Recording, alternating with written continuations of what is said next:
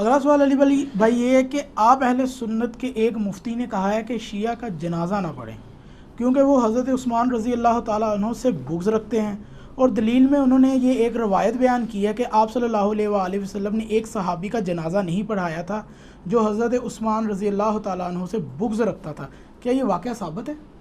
واقعہ تو ثابت نہیں ہے، لیکن پہلی بات یہ یاد رکھیں، اس میں جو اصول کی بات سمجھیں کہ نبی صلی اللہ علیہ وآلہ وسلم کی جو محبت ہے نا، اسلام اس کے گرد سینٹرڈ ہے، اللہ، رسول، قرآن اور آخرت۔ اس کے بعد اگر کسی معاملے میں کسی کے ساتھ کوئی اختلاف رائے کسی کا ہوتا ہے یا کسی کے دل میں کوئی کسی کے بارے میں محل آ جاتا ہے، اس کا قطعاً یہ مقصد نہیں نعوذ باللہ من ذالک کہ وہ اسلام سے خارج ہو گیا، ورنہ سب کے اندر کسی نہ کسی درجے کا ہوتا ہے، کون نکال سکتا ہے؟ میں آپ کو جہلم کی مثال دیتا ہوں۔ فیض عالم صدیقی ہمارے یہاں سے واکنگ ڈسٹنس پہ اہل حدیث مسجد کا خطیب تھا جس نے ناسبیت پھیلائی تھی، اب تو خیر ختم ہو چکی، جہلم سے اس سے بڑی آواز اٹھ گئی اللہ کے فضل سے، مرتے دم تک وہ اہل حدیث مسجد کا امام اور خطیب رہا، قتل ہو گیا، حضرت علی کے بارے میں بکواسات کرتا تھا جمعے کے خطبوں میں، ریٹن کتابوں میں، حضرت علی کی نام نہاد خلافت، ٹھیک ہے، اس قسم کے الفاظ وہ یوز کرتا تھا۔ تو کیا کہیں اہل حدیث نے اس کا جنازہ پڑھنے سے انکار کیا یا اس کا جنازہ کسی اہل حدیث نے نہیں پڑھا؟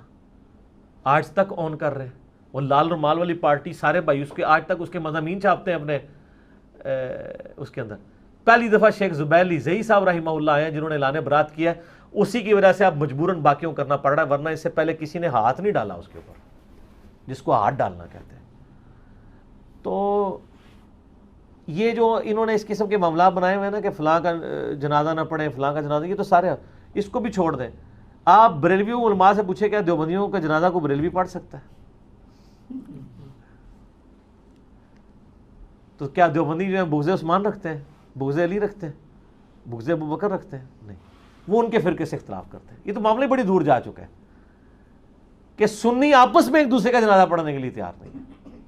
ہمارے جہلم میں ہوا ہے کہ اہل حدیث عالم فوت ہوئے، ہم اس وقت چھوٹے چھوٹے تھے، تو کچھ بریلویوں نے جا کے جنازہ پڑھ دیا تو بڑے مفتی نے فتویٰ دے دیا کہ تجدید نکاح کریں، نکاح ٹوٹ گیا ان کا، حالانکہ وہ ماڈریٹ اہل حدیث علماء میں سے تھے، ٹھیک ہے، فتنہ پرور نہیں تھے، اپنا مسلک ضرور بیان کرتے تھے لیکن اس لیول پہ نہیں تھے، وہ بھی نہیں ان کو ہضم ہوئے، اور یہی وہاں پہ بھی ہوتا ہے۔ تو یہ باتیں ہیں۔ اب آ رہے ہیں اس سوال کی طرف۔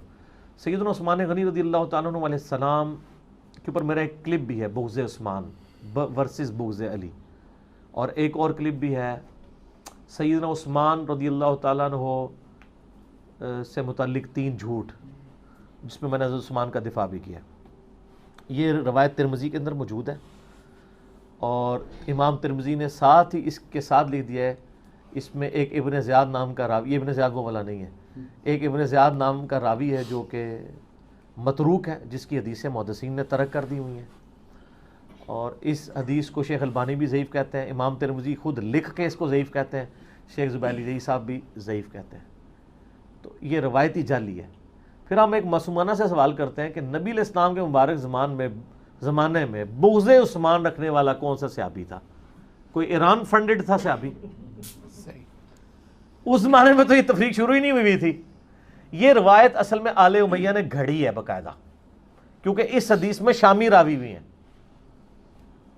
یہ روایت گھڑی ہے مسلم شریف کی اس حدیث کے مقابلے پہ کہ علی سے محبت نہیں رکھے گا مگر مومن، علی سے بغض نہیں رکھے گا مگر منافق۔ اس حدیث کو ڈیلیوٹ کرنے کے لیے ایک روایت گھڑی گئی۔ ہمارے نزدیک تو حضرت عثمان غنی رضی اللہ تعالیٰ عنہ بھی قابل احترام ہے اسی طریقے سے۔ ایون شیعہ میں بھی جو یعنی صحیح شیعہ علی ہیں، ایران میں جس طرح شیعہ، امام علی علیہ السلام کے آخری 10 سال کے اوپر انہوں نے فلم بنائی ہے نا، تو حضرت عثمان کو کتنی رسپیکٹیبل پرسنالٹی انہوں نے پیش کیا ہے۔ باقی جو انہوں نے اختلاف رائے بتایا کہ حضرت علی آ کے ان کو سمجھاتے تھے کہ آپ یہ غلط کر رہے ہیں، آپ یوں نہ کریں، تو یہ تمہارے اہل سنت کی حدیث کی کتابوں میں موجود ہے، صحیح بخاری میں موجود ہے، اور خود روایت کر رہے ہیں مروان بن حکم، ٹھیک ہے، کہ حضرت علی حضرت عثمان کو کہاں کہاں سمجھایا کرتے تھے، صحیح بخاری میں موجود ہے، بخاری مسلم دونوں میں۔ امام زین العابدین کو بتا رہا ہے مروان خود، حضرت حسین کے بیٹے کو، میں نے اس پمفلٹ میں ڈالا ہوا ہے، وہ کہتا ہے کہ مروان بن حکم کہتا ہے کہ امام زین العابدین کہتے ہیں کہ مجھ سے مروان بن حکم نے کہا میں اس مجلس میں موجود تھا جہاں پہ حضرت علی اور عثمان کا جھگڑا ہوا حج تمتع کے مسئلے پہ. حضرت علی ان کو کہہ رہے تھے آپ حج تمتع پہ پابندی نہ لگائیں. حضرت عثمان کہہ رہے تھے میں حج تمتع پہ پابندی لگاؤں گا. ظاہر وہ غلط کر رہے تھے.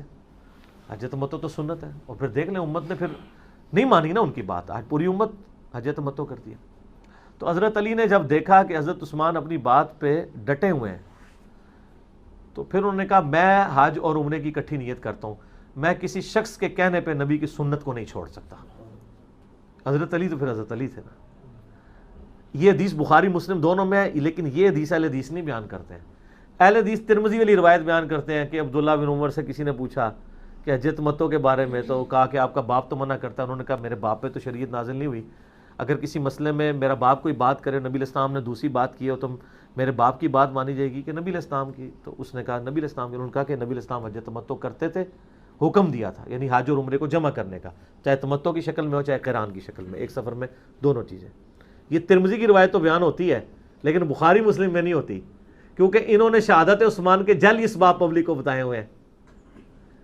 تو ان کو خطرہ تھا کہیں یہ اور اسباب نہ کھل جائیں, کیونکہ اس سے تو پھر وہ مسئلہ کھل جاتا ہے نا. تو یہ انہوں نے ڈائلیوٹ کر دیا. اچھا, پھر اس سے ایک سٹیپ آگے جائیں. صحیح بخاری میں موجود ہے محمد بن حنفیہ کے بعد کہ یعنی محمد بن حنفیہ جو حنفیہ نامی عورت سے مولا علی کے بیٹے تھے, محمد بن حنفیہ کی ڈسکشن کہیں پہ ہو رہی ہوتی ہے.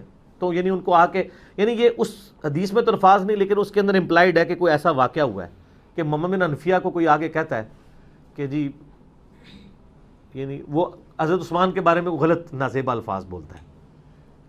تو محمد بن حنفیہ اسے روکتے ہیں. تو آگے سے وہ ان کو تانا دیتے ہوئے کہتا ہے کہ آپ کے باپ بھی علی بن ابی طالب بھی تو عثمان کے خلاف تھا. ٹھیک ہے, یہ جتنی میں نے بات کی یہ بخاری میں لکھی نہیں, لیکن بخاری کی شروحات میں ابن حجر اسقلانی ہوں, داؤد راز ہوں, اہل حدیث کے سب لکھتے ہیں کہ یہ ایک واقعہ ہوا تھا. اب اگلے جو الفاظ ہیں وہ بخاری کے ہیں, میں نے اس پمفلٹ میں بھی ڈالے ہوئے ہیں, اس سے آپ کو پتہ چل جائے گا وہ بالکل ٹھیک کہہ رہے ہیں. تو محمد بن حنفیہ کہتے ہیں, یہ بخاری کے الفاظ ہیں, محمد بن حنفیہ کہتے ہیں کہ میرے باپ نے اگر عثمان کی مخالفت کرنی ہوتی نا تو اس دن کرتا کہ جس دن لوگوں نے آ کے عثمان کے گورنروں کی شکایت کی مولا علی سے کہ وہ مال غنیمت میں خرد بد کر رہے ہیں, ٹیکس کھا رہے ہیں, یہ کچھ کر رہے ہیں. جس طرح ہمارے پرائم منسٹر صاحب کو جب شکایتیں ہوئی تو انہوں نے کچھ وزیر فارغ کیے ہیں نا, ٹھیک ہے نا, کچھ کے نیب میں بھی کیسز گئے ہیں. تو آ کے شکایت کی مولا علی کو کہ یہ گورنر کر رہے ہیں اور آپ اس وقت امت کے امام ہیں, بہت بڑی شخصیت ہے, آپ ہی جا کے حضرت عثمان کو سمجھائیں. تو محمد بن حنفیہ کہتے ہیں میرے باپ نے اگر مخالفت کرنی ہوتی نا عثمان کی تو اس دن کرتا. کہ جب یہ بات حضرت علی کو پہنچی نا تو حضرت علی نے مجھے نبی علیہ السلام کا لکھوایا ہوا ایک نسخہ دیا کہ مال غنیمت کو یعنی بیت المال میں مال کیسے تقسیم کرنا ہے پبلک کے اندر, جو نبی علیہ السلام کی وصیتیں تھی لکھی ہوئی مجھے دیں, اور کہا کہ حضرت عثمان کو کہو کہ اس کے مطابق اپنے گورنروں کو حکم دیں.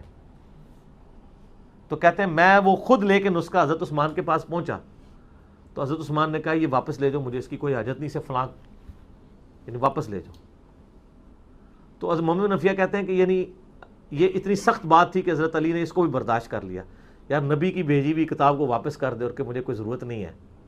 تو وہ کہتے ہیں محمد بن حنفیہ کہتے ہیں میں نے واپس آ کے حضرت علی کو جب بتایا نا تو حضرت علی نے خاموشی اختیار کی, کہا کہ اس کو جہاں سے اٹھایا تھا وہیں رکھ دو. تو ان کا اس دن میرے باپ نے مخالفت نہیں عثمان کی ہے اور ٹالریٹ کیا ہے, تو امت کے مفاد کے اندر. اچھا اس کی شرح میں پتہ لوگ کیا لکھتے ہیں, وہ کہتے ہیں جی حضرت عثمان نے ان کو کہا کہ نہیں یہ واپس لے جاؤ, میرے پاس اس کی فوٹو کاپی موجود ہے, بریکٹ میں خود سے ہی فوٹو کاپی اگر موجود ہوتی تو اس کے مطابق وہ تقسیم کر رہے ہوتے نا. پھر محمد بن حنفیہ جو بیان کر رہے ہیں کہ اگر میرے باپ نے مخالفت کرنی ہوتی نا تو اس دن کرنی چاہیے تھی. مراد یہ کہ محمد بن حنفیہ وہی سمجھ رہے ہیں جو ہم سمجھ رہے ہیں, فوٹو کاپی نہیں ہے, انہوں نے وہ تحریر واپس کی ہے, اور محمد بن حنفیہ اسے گستاخی سمجھ رہے ہیں کہ نبی کی لکھی ہوئی تحریر واپس کی ہے. ورنہ اگر فوٹو کاپی ہو تو محمد بن حنفیہ کہتے نہیں, انہوں نے خود ہی بتایا کہ میرے پاس کاپی موجود تھی, تو اس کو گستاخی طرح لیتے. یہ جتنے بھی چکر بازیاں کرتے ہیں نا وہ حدیث کے الفاظ خود حفاظت کر دیتے ہیں. یہ سر جعلی اسباب نہیں ہے, اسبائی پارٹی نہیں ہو پائی, ریال پارٹی ہو, اسبائی پارٹی نہیں ہے, یہ بخاری مسلم نے بتا دیا اصلی اسباب کیا ہیں. ٹھیک ہو گیا.